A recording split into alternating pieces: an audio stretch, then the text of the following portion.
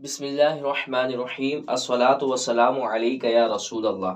آج انشاءاللہ الرحیم ہم اسم فاعل اور صفت مشبہ کے درمیان کیا فرق ہے اس کے متعلق سننے کی سعادت حاصل کریں گے۔ مختلف فرق کتابوں میں لکھے ہوئے ہیں جن میں سے ہم کچھ کے بارے میں پڑھیں گے۔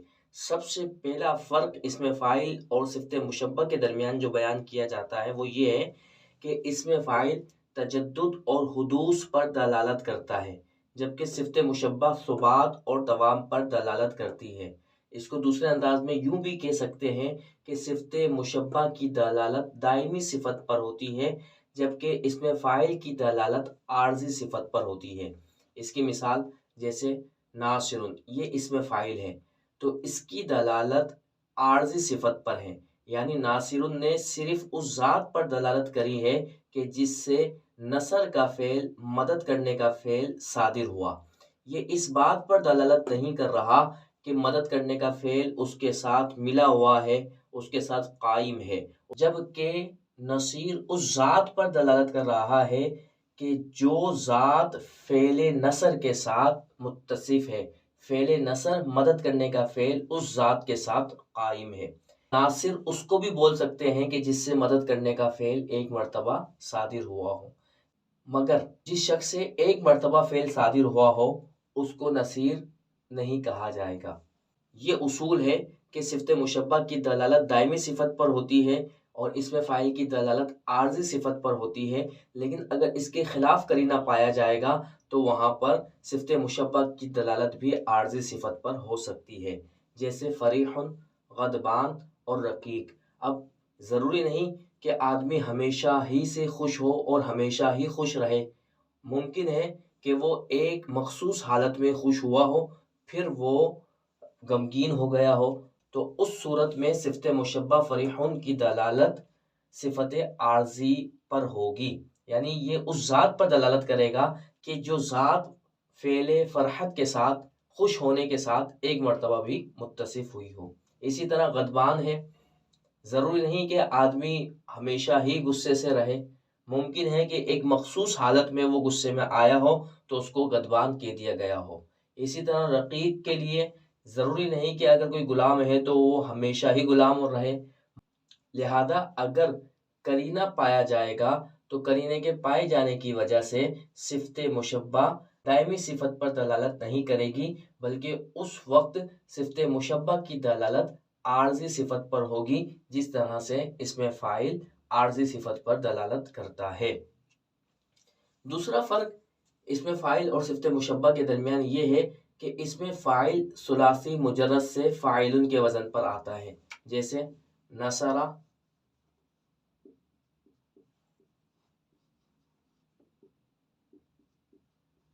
ینصرو۔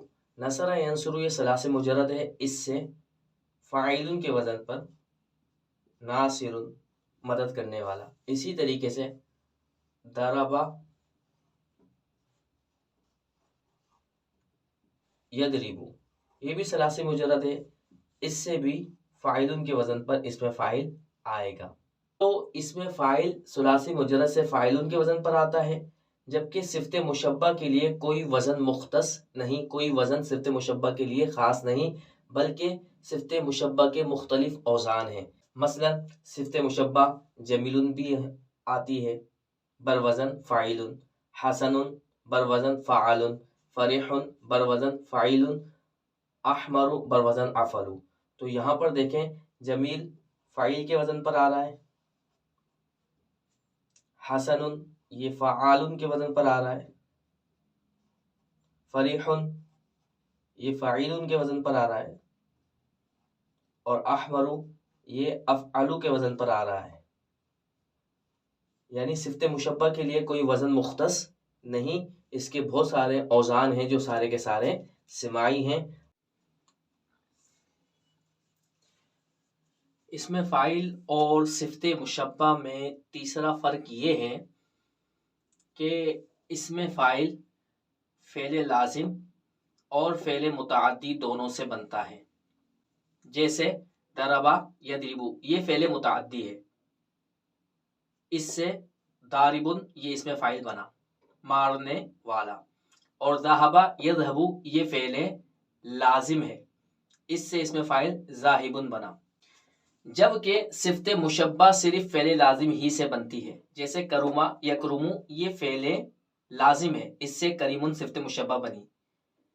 فعل متعدی سے بھی صفت مشبہ کے کچھ سیغے آتے ہیں، لیکن ان کا اعتبار نہیں، کیونکہ وہ تمام کے تمام سیغے جو ہیں وہ سمائی ہیں، اور وہ زیادہ سیغے نہیں آتے، کچھ سیغے آتے ہیں، جیسے علمہ یا علمو یہ فعل متعدی ہے، اس سے صفت مشبہ علمن کے وزن پر آتا ہے۔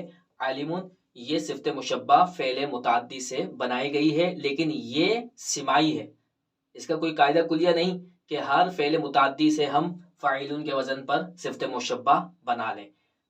تو اس میں فاعل اور صفت مشبہ میں جو تیسرا فرق ہے اس کا خلاصہ یہ ہے کہ اس میں فاعل فعل لازم اور فعل متعدی دونوں سے بنتا ہے، جبکہ صفت مشبہ صرف فعل لازم ہی سے بنتی ہے۔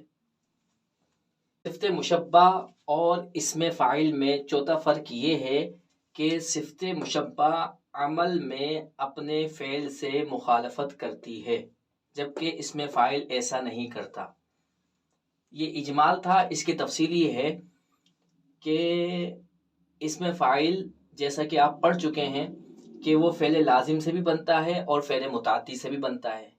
فعل لازم صرف اپنے فاعل کو رفع دیتا ہے، جبکہ فعل متعدی جو ہوتا ہے وہ اپنے فاعل کو رفع دینے کے ساتھ ساتھ مفعول بھی کو نصب بھی دیتا ہے۔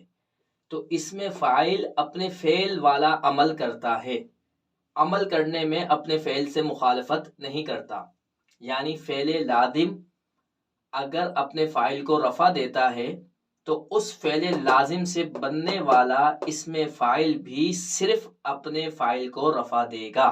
اگر فعل متعدی اپنے فاعل کو رفع دیتا ہے اور مفعول بھی کو نصب دیتا ہے تو فعل متعدی سے بننے والا اسم فاعل بھی اپنے فاعل کو رفع دے گا اور مفعول بھی کو نصب دے گا، جبکہ صفت مشبہ عمل کرنے میں اپنے فعل سے مخالفت کرتی ہے۔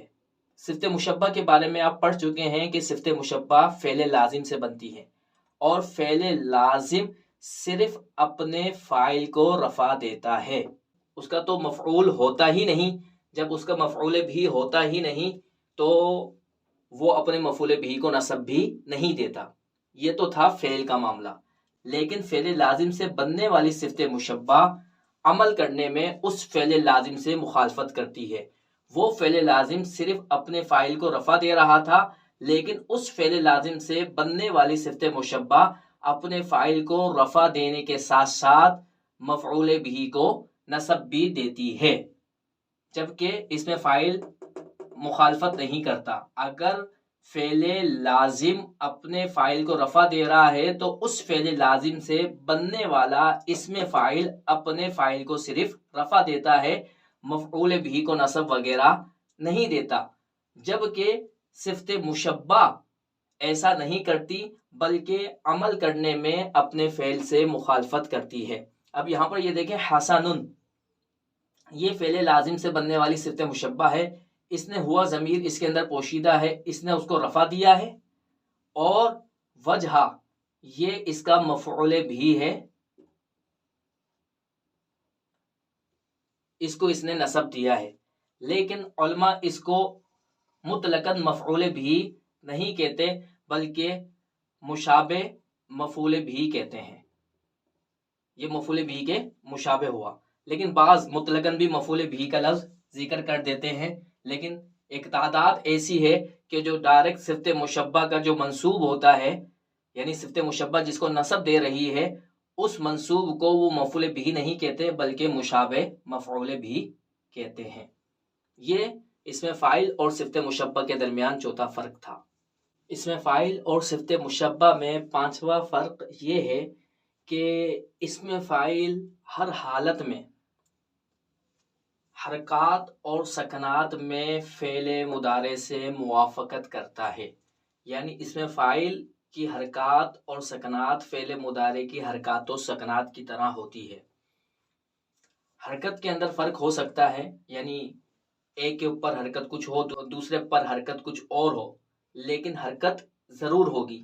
مثلا یضربو یہ فعل مضارع ہے، اس کا پہلا حرف جو ہے یعنی علامت مضارع یہ متحرک ہے، دوسرا لفظ ساکن ہے، تیسرا متحرک اور چوتھا بھی متحرک۔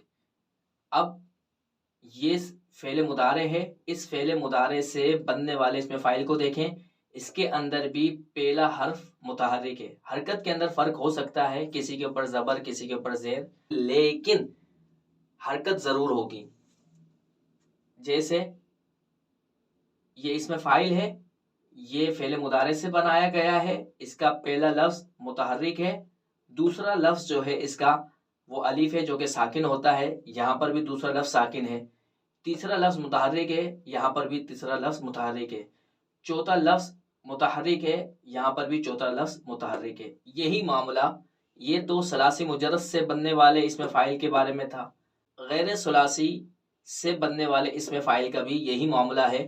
یکرم مکرم یہ فعل مضارع ہے اور یہ اس سے بننے والا اس میں فاعل ہے، اس کے اندر فعل مضارع کے اندر علامت مضارع متحرک ہے، یہاں پر بھی متحرک ہے، اس کا دوسرا لفظ ساکن ہے، یہاں پر دوسرا لفظ ساکن ہے، تیسرے لفظ کے اوپر حرکت ہے، یہاں پر بھی تیسرے لفظ پر حرکت ہے، چوتھا لفظ متحرک ہے، یہاں پر بھی ایسے ہی ہے۔ اسی طرح یجتنبو اور مجتنبن کا معاملہ ہے، جبکہ صفت مشبہ کبھی فعل مضارع سے موافقت کرتی ہے اور کبھی فعل مضارع سے موافقت نہیں کرتی۔ صفت مشبہ کا حرکات و سکنات میں فعل مضارع سے موافقت نہ کرنا یہ اکثر ہے، اکثر صفت مشبہ فعل مضارع سے موافقت نہیں کرتی، اور یہ والی حالت عموماً اس وقت ہوتی ہے کہ جب صفت مشبہ فعل لازم سے مشتق کی جائے۔